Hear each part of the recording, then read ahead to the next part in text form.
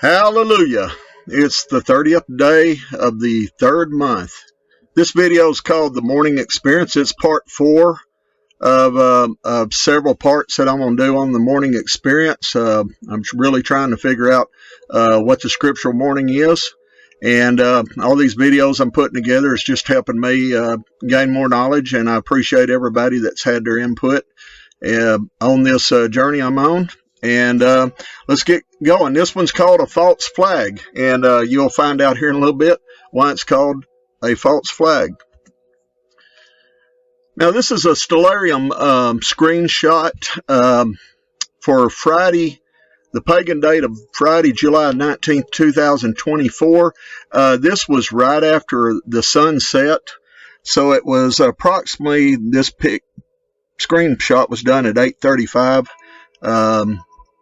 For the time there, and I've got a video coming up that's going to show a close-in shot with my camera on Friday, July the 19th, and then also yesterday on their pagan date of July the 20th, which was at the end of our fourth Sabbath of the third month.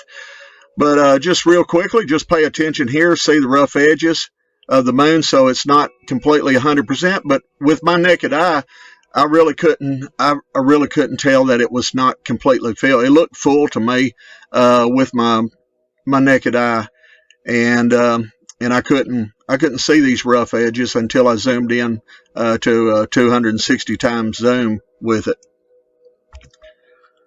Now this screenshot is from Stellarium also, but this was about an hour after sunset. This was at 9:35 p.m.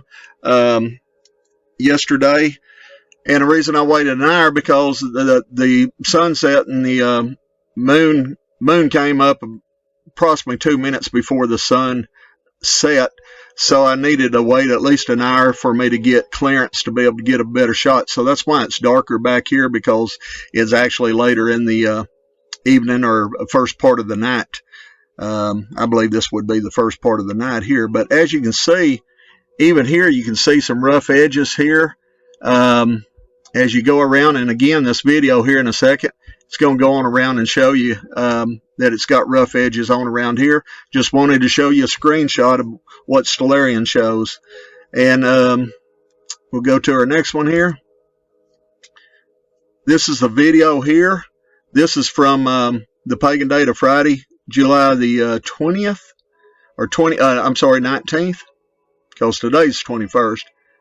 See, the cleaner edges are here to the right, which that makes sense. And there's a spot on the moon you need to pay attention to, but here's the roughness of it. So you can see that it's not completely full yet. The light has not filled out all the, it has not made the edges clean, and it's not even going to make it this night. And I got proof here to show that. Now this is yesterday evening at the end of the Sabbath, 1 hour later, and again you can see the rough edges here that I've got. I'm not too steady right now. I'm having trouble getting my camera to stay in position, but anyway, here's the roughness right here, so you can still see that it's considered waxing at this point in time. Now we go over to the right side and you see the clear edge. There's that spot on the moon.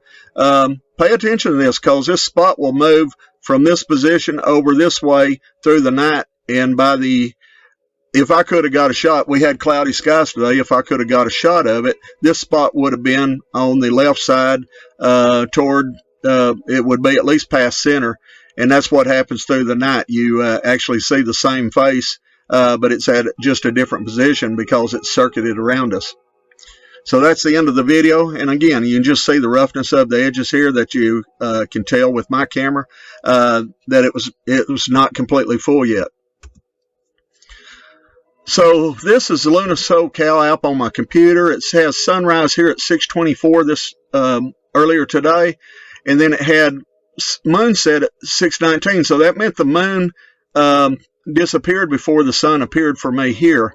And although we had clouds, I've got some pretty good evidence through camera shots and everything else that it was. Now it says look here, it says that the moon went full. It says 100% visibility, full moon at 5:19 a.m. This is not correct. This is not actually correct, because there's many times that the moon does not go 100% full, and I just learned that today.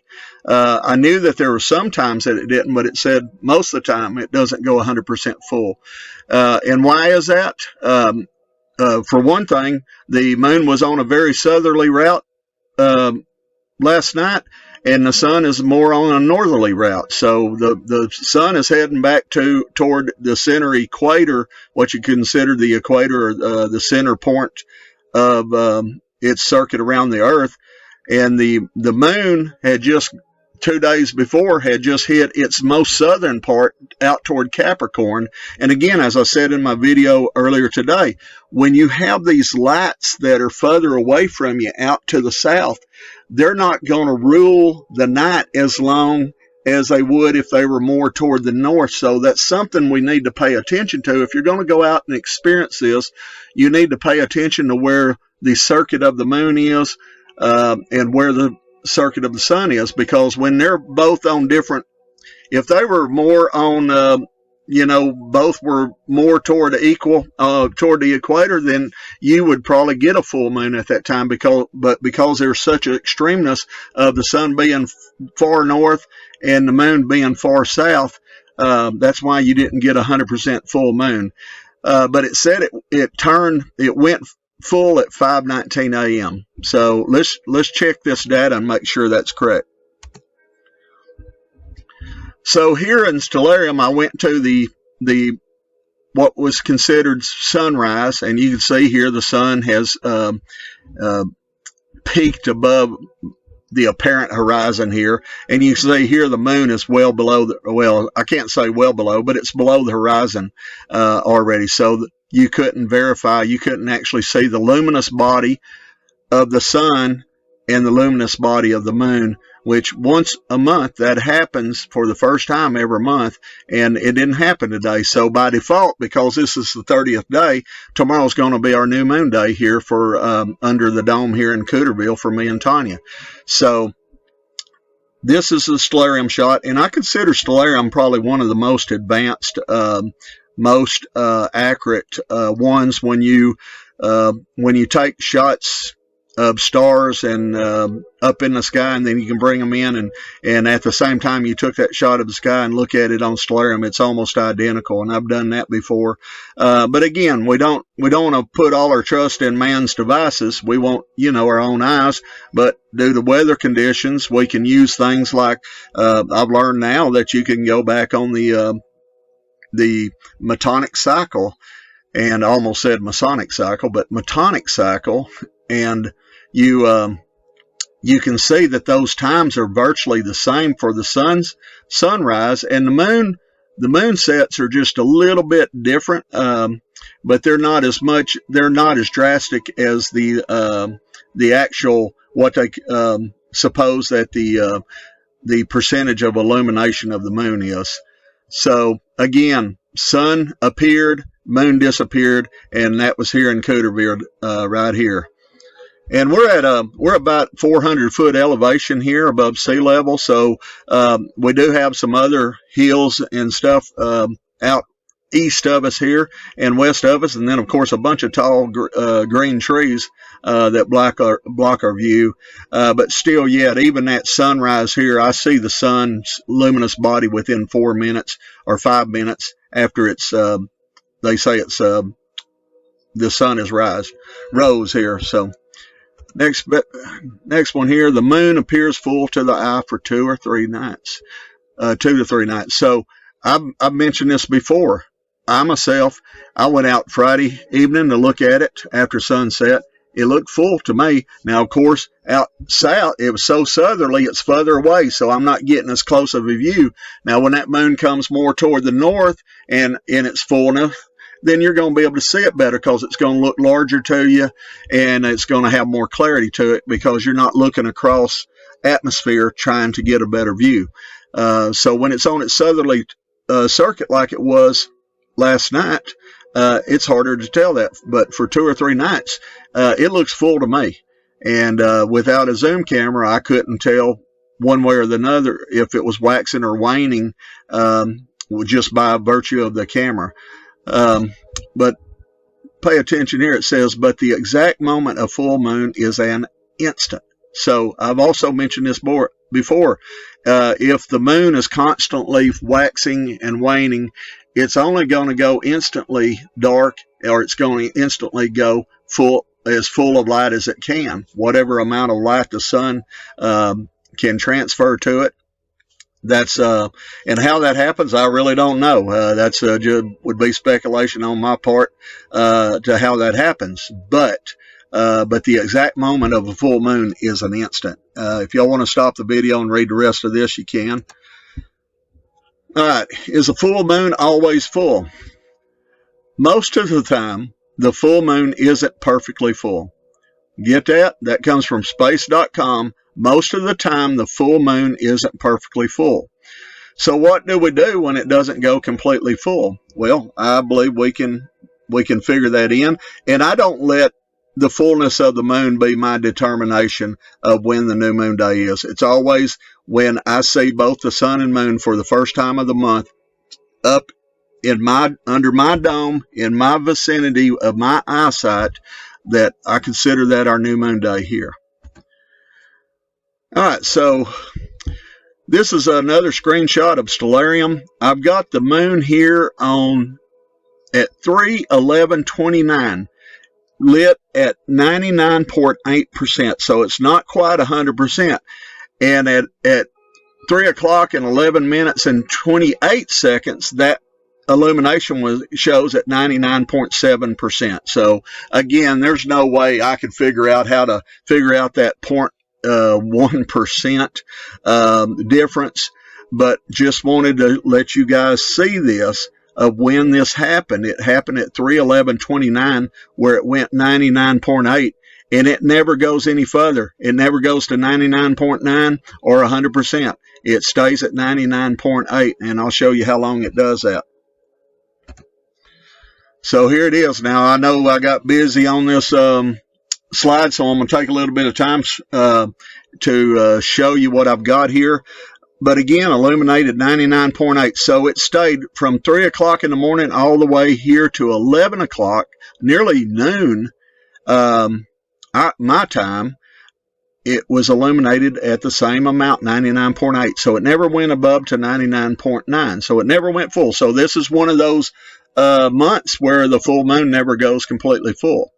So what I did, I took the 11th hour and 56 minutes and 57 seconds and subtracted that 3rd hour, 11th minute and 29 second, which equals 8 hours and 45 minutes and 28 seconds. And then I divided that in half, which would have been what would be considered at its instant that it went full. Now, that might be a little give or take because the moon is circling back toward the north and the sun is gradually moving back to the south. So there could be a few seconds or even a few minutes difference there. But I wouldn't think it would be large enough to be a factor. But if we take this, divided that in half, 8:45 and 28 seconds, we get 4 hours, 22 minutes and 44 seconds. So if we take this and we add it to this, the day earlier in the night yesterday, that at 3/11/29, we add those 4 hours and 22 minutes and 40 seconds, we get a time of 7:34 and 13 seconds at AM. So 7:34:13 AM. So the moon set at 6:19. Now, we saw earlier where it said the moon went 100% at 5:19 AM. Couldn't have. It didn't show here on Stellarium that it did. And as you saw, space.com says there's multiple times where the moon, and I didn't know this, guys. I knew it did it a few times, but I didn't know it was most of the time. So that's going to be something we need to start taking a look at and figure it into our calculations. But again, I've always said the moon really can't be at its ultimate illumination. And once it gets there and it starts waning, then the sun will always appear before the moon disappears. And I've always said that, and I thought I said that in error until now. I'm going to go back and do some more research and see all these instances where this moon's traveling back and forth between Capricorn and Cancer every month. And there's going to be times where it's going to be real southerly and the sun's going to be more northerly. Now, it's going to start equaling out as we get further toward the what they call the fall season, where you're getting more equal parts of day. And then the moon, there's going to be times where the moon might be more toward the equatorial circuit that it makes, and it's going to be more on spot with the sun. So I would see that being 100% when they're sitting there across from each other, as it was. But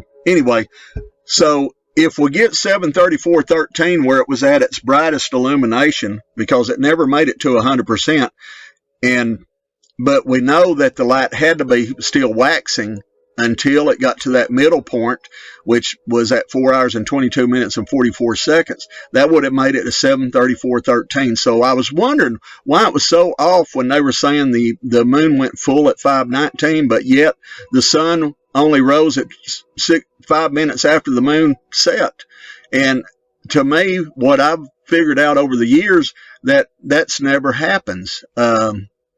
And until you study it out and get a deeper understanding. So this is my two witnesses here. This is my Genesis 1:16, and this is my Psalms 136, 8, and 9, where it talks about the sun and moon rule the night. So, and if you do it the day before, the moon's not making it all the way through the night. Based on where I'm at with my morning study, I've got a lot more information to give you on that. Twilights, the watches of the night, multiple witnesses showing that morning is part of night, still part of night, because it's still part of the watches and such. So they wouldn't call it night if it wasn't. They wouldn't call it four watches of the night if morning wasn't a part of it and such. So anyway, so there's a discrepancy there. So if you're paying attention to 100% illumination, it doesn't happen. It does not happen. And if I had clear skies, I wish I could have got out and got a shot of the moon at 5:19 a.m., but I wasn't able to. So again, I'll get off this slide now, but if you want to slow down the video, and it's going to be different for you guys. So this is Tanya and my clock. This is for us.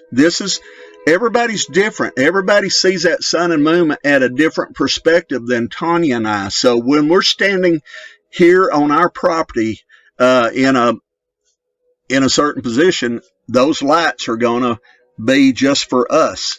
And so keep that in mind if you go research this out, to understand that you might be in an area that these times are going to be quite a bit different, and they will be different. You're not going to be on the same times. All these times here will not be identical with me here where Tanya and I are. All right, so this is looking out west at 4:36. We had astronomical twilight didn't really start till 4:47 a.m. I had so many clouds you could barely pick out the moon. The light was coming through the clouds there toward the west, but just in a few minutes I lost that.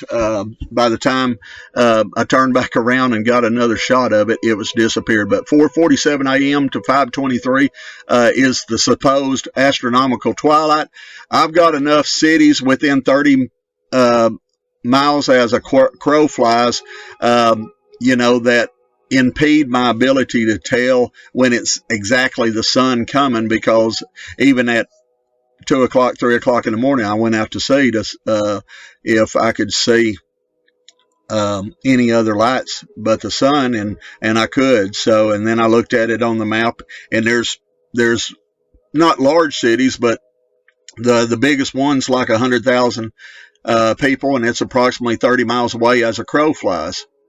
So you can definitely see the lights from it. And there's another town, not 100,000, but I would guess between 10 to 15,000 over toward Interstate 30, and it's lit up too, and it's pretty much directly north of us here. So that's why I get lights off in my northwest and area, and that's where the sun's coming up right now.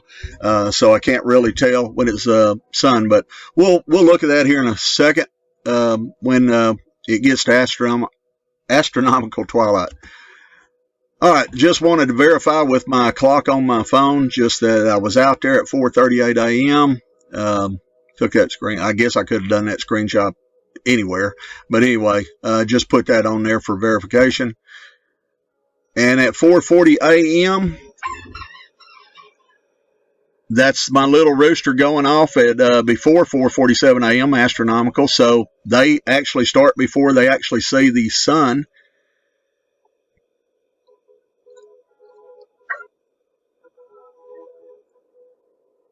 And there's a bigger guy, and he has again what I've learned too with the roosters. It's like the story of Peter. He says, you know, you'll deny me 3 times before the cock crows twice. Well, now I didn't get out there till about 4:30 this morning, and I didn't hear them going off until right that moment that you just heard. Just a few minutes before that, they started crowing. So I went over there to their pen, and they started making the noise. So if they do that before then, I don't know. So I'm gonna have to get up earlier one day and check that out and see when they start. But they'll sound for several times, and then it'll stop and give a gap. There'll be a gap where they don't make any sounds, and then they'll do it again. So I think each time they do that multiple times, it's considered a cock crow, that multiple times, and then they have a gap, and then they'll do it more. Because if you did it every time the rooster did when he gets started up, I mean, they'll go about a rooster will sound about 3 or 4 or 5 times every minute or two for the first time he starts. So that wouldn't match the story with Peter denying Messiah. He would have had to do it within 2 minutes to do that. So I think the cock crows is basically multiple vocalizations of the rooster, and then they'll stop for several minutes, and then they'll pick back up and go again. So, but at 4:47, I took my this is my sky view on my app, my phone.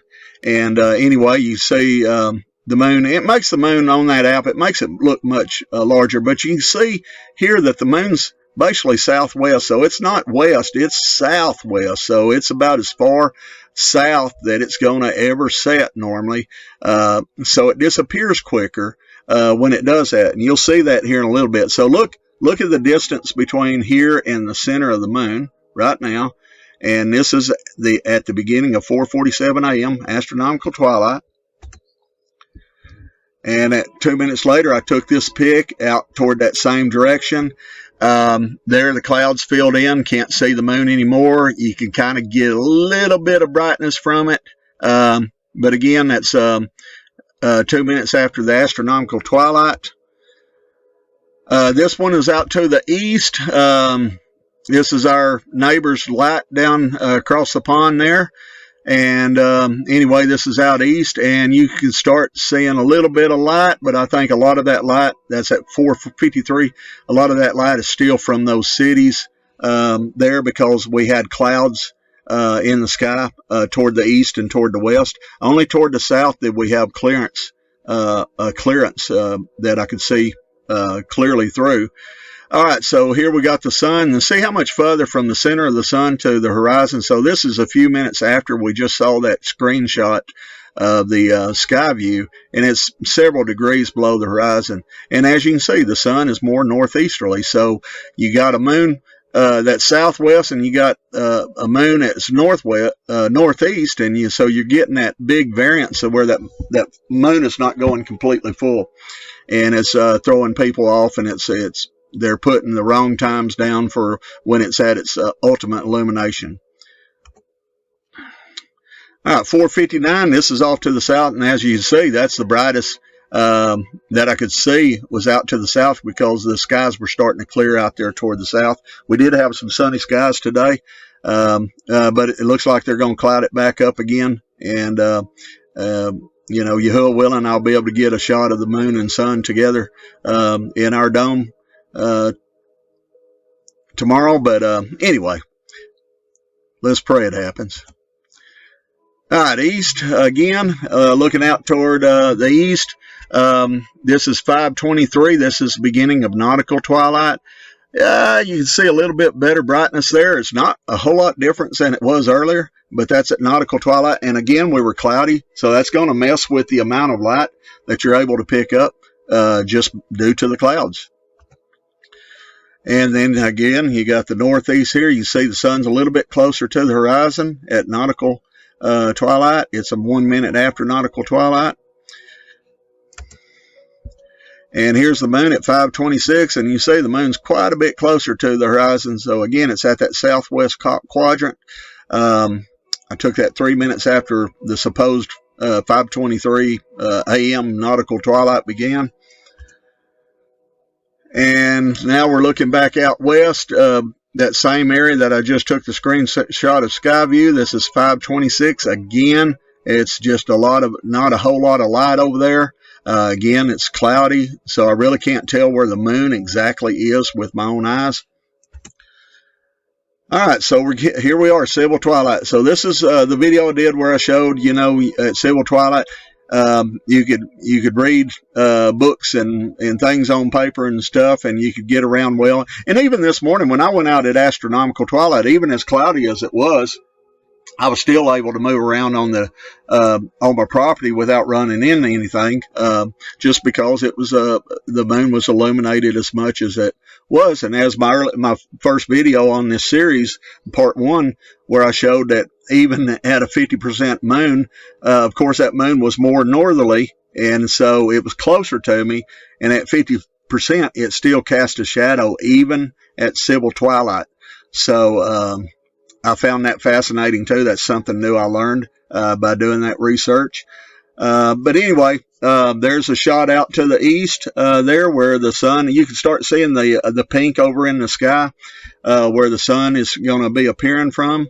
And I never actually saw the sun until later on up into the day before I saw it.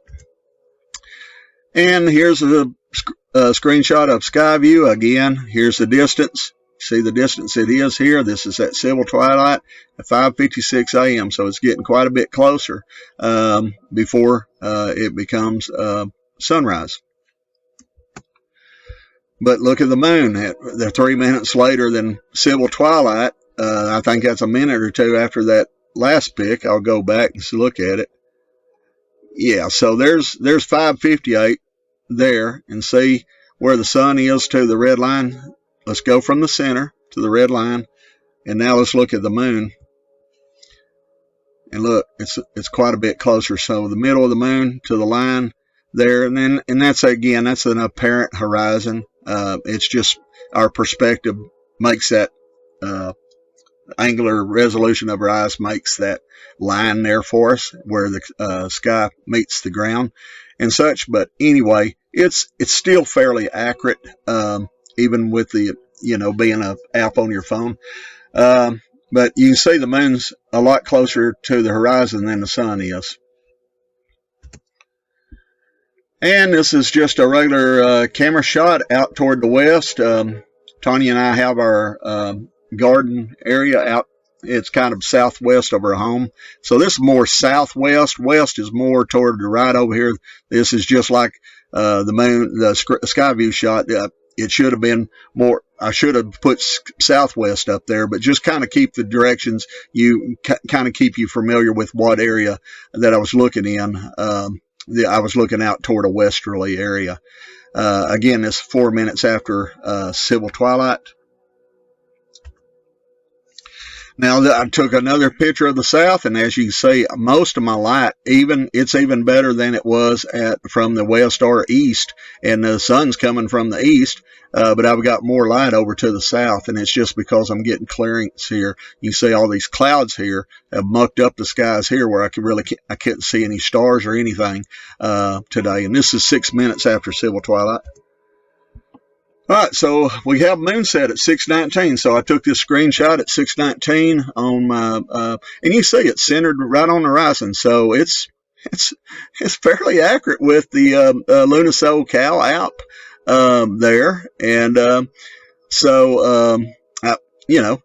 it's just another way and means for us to figure out our new moon days and our Sabbaths and such. So, but again, this was 5:56 a.m. So that was 23 minutes after civil twilight, and just 5 minutes before the sunrise at 6:24. So let's take a look at some more pics here. And again, this is off to the west. And again, I cannot see no semblance of any moon over there. And of course, I wouldn't be, because it's right there at my eye level at the horizon. So there's no way I could see through this thickness of these trees at all. But I wasn't worried about it because it was cloudy. If it was clear, I would have drove to an area where I got a better westerly view, and where I could have got a better shot. All right, now we got our east. Again, this is a minute after the moon set, and we've got sun starting to give a little bit more light over here, but it's still not considered sunrise yet because it hasn't appeared to me above my apparent horizon. And now we got the screenshot just a minute later that I took of where the sun is. So you can see the moon was already at the horizon. The sun is still below the horizon here. So that would not be indicative of a new moon day right there by itself. That alone would not be new moon day, just based on scriptural evidence and empirical evidence. All right, we got 6:25 here. This is 1 minute after sunrise, and you can see the moon's already past the point of the horizon, and that moon's way larger than it actually is. And why they do that on the sky view, I really don't know. Maybe it's because they want to show the face of the moon and such. That's probably it. But anyway, it's not on the same size as the sun as they look to us in the sky. You know, I would prefer, if there's anybody that knows of an app that has the moon and sun basically at the same size as we see them in our sky, then please share it with me. And again, we'll go on to the next slide. Again, another shot of the west, out west. Yeah, there's no way I'd be able to see the moon because it's below the horizon at this time, and just wanted to take a shot just for visual evidence. Back to the east. Now this is 2 minutes after sunrise. Now, as you can see, I can't see any part of the sun, but as you saw in my earlier videos, my sunrise, when it says it's going to be at 6:24, I'm going to see it about 6:28 to 6:29, because it's about 4 to 5 minutes after this sunrise time here is established. All right, so at 6:27 a.m., you can see the sun is just peaking above the horizon here. So I guess that's what they considered a sunrise. So this is 3 minutes later when I took this screenshot. So it's fairly accurate. Not completely accurate, but it's fairly accurate. But it's a tool you can use. And here's back to the south. And again, as you can see, I've got a lot more clearance out this way and a lot more darker clouds right here and coming across my place here. And this is 4 minutes after sunrise. And I took this picture of the clouds, and this is just another thing that you can do when you're trying to witness. If you're having trouble seeing the sun, you can just look up behind you if you're looking toward the sun, turn around and look up behind you and look at the clouds, if there's any clouds or any treetops that you can use, or mountaintops that you can use, and see if you're seeing any light from the sun. And as you can see, these less dense clouds, you're seeing the sun on the top of the clouds here. And as you can see, you're seeing through a portion of the clouds here. This one's lit up here over here. And these are the tops of the clouds here where you're seeing this through. These darker clouds here are the bottom portion of the clouds. And that's where your, of course, your precipitation and rain comes from that portion of the cloud. But the upper parts are more lighter and less dense of water. So Psalms 136, 8 and 9, the moon and stars to rule by night. So we know that, the moon, when we can see it and view it, we know there's times where it completely goes from before evening begins all the way to after morning ends. And so it starts before, it comes up before the sun sets, and it sets after the sun rises. So we've seen that multiple times here in our location. So there's definitely something to that rule in the night, but also the stars. So if you, Venus being the brightest star out there, Venus can be seen all the way up to sunrise, sometimes even after sunrise. Now, of course, after sunrise, the largest luminous body at that time is going to be the sun. But Venus, being a smaller luminous body, is still going to be more viewable and seeable than you could see the luminous body of the sun up and until sunrise. So you've got moon and stars to rule by night. So I would consider that night is including the morning. So I see scripturally and empirically and all the other evidence that we have that morning is the end part of the night. So when YaHUaH did his work during them 6 days, then it became evening, and then it became morning. So that's that morning and that evening and morning were parts of the night. So all right, so morning experience, false flag. So I believe I found one here. There's, when they say, the moon went 100% on my Luna SoCal out, but I got a discrepancy that shouldn't happen. You shouldn't be able to see the sun, and the moon should not disappear before the sun appears on new moon day until after the moon goes to its most illuminated base.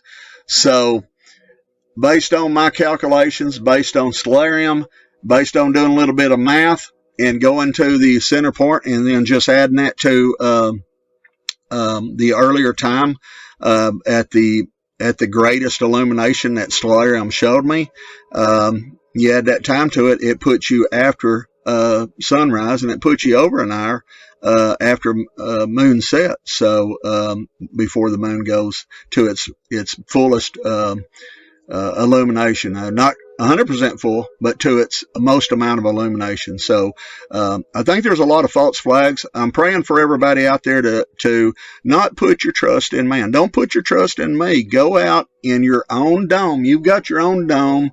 You've got all these tools. You've got everything. There's nothing special I'm doing here. This is all tools that you can have for yourself. And go out and check these things out for yourself, because the Sabbath is very important. It's the sign that YaHUaH know it's a special sign that he tells us in. Go check out Exodus 31. I think it's 13, verse 13 through 17, and then go check out Ezekiel 20:12 all the way to 20:20.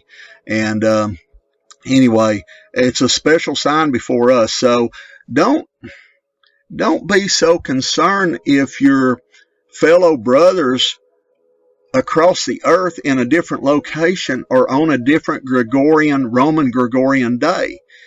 That's going to happen because YaHUaH's clock has nothing to do with the Roman Gregorian international date line. And I've done multiple studies on this. Go back in the history and look at, the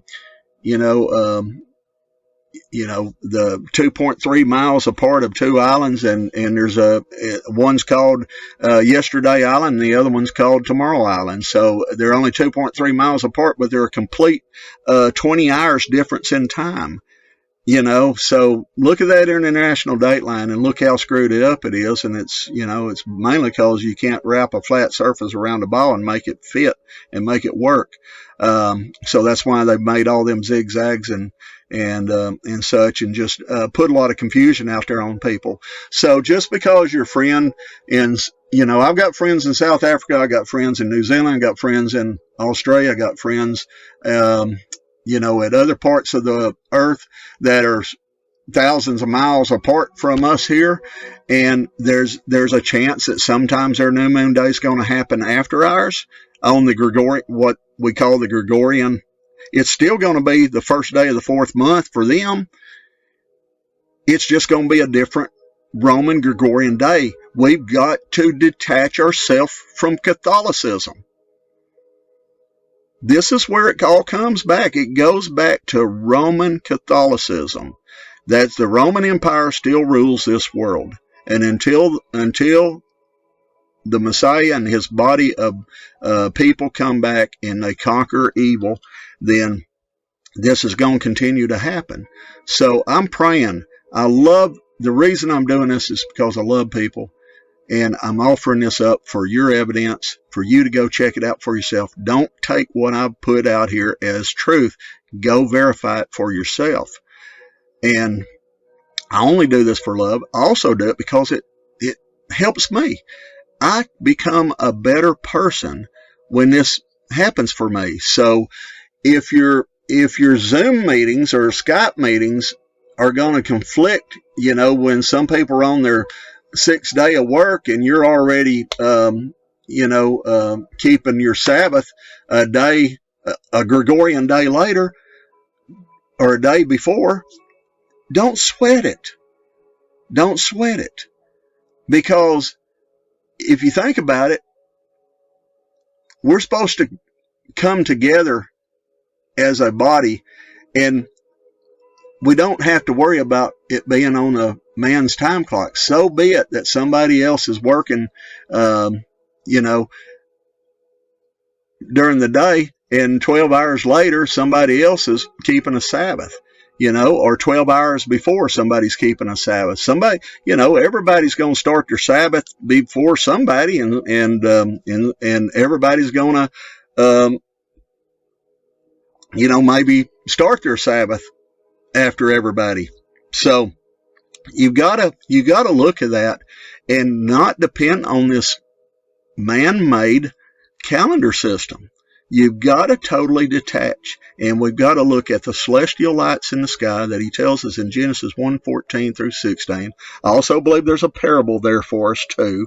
That he not only gives us reference and riddles of how to find things, but he also puts a parable in there that gives us more of a spiritual sense of what it's all about. So anyway, I didn't want to be too long-winded on this, but I usually am when I do these things. But I love everybody. Sometimes, people take me the wrong way just because of my voice. My voice has authoritative sound to it. I don't regret that.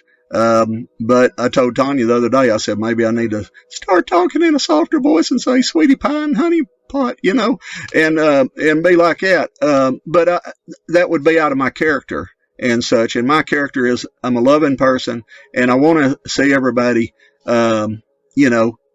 work out their own salvation and not go because the group is going, Don't do it because the group's going, We're not supposed to be joining clubs anymore. Let YaHUaH put us together where he wants us to go, and let him assemble us. Because all the men that were supposed to be in charge of the assembly, I don't know of any right now. I just know of some strong men, some strong women in the belief and such. And so don't allow other people to lead you astray. Don't let them show you a false flag, because that flag could very well be the wrong signal and get you off from having the perfect timing with YaHUaH. YaHUaH puts that clock up there for a reason, not only for our spiritual health, but also for our physical health. I feel that I'm healing over these last several years just because I'm on his cycle and such. And now he's shown me how to eat better and to go out and get his beautiful sun and vitamin D and to take my rubber sole shoes off and get out and bury my feet into the ground and take cold showers and jump into a cold pool. I put ice in my pool, to be colder, because cold is good for us. It helps our body. So I'm getting off track here. But anyway, I love you guys. The Morning Experience, Part 4 of False Flag. Watch out, guys. Be careful. Test and prove all things for yourself. Don't let somebody else do it for you. Take what somebody gives you and go eat on it and chew up the stuff and swallow what's good, and then whatever is not good, spit it out. And so that's what we're supposed to do. So anyway, love y'all. As I always do, I always give praise to YaHUaH at the end. Hallelujah.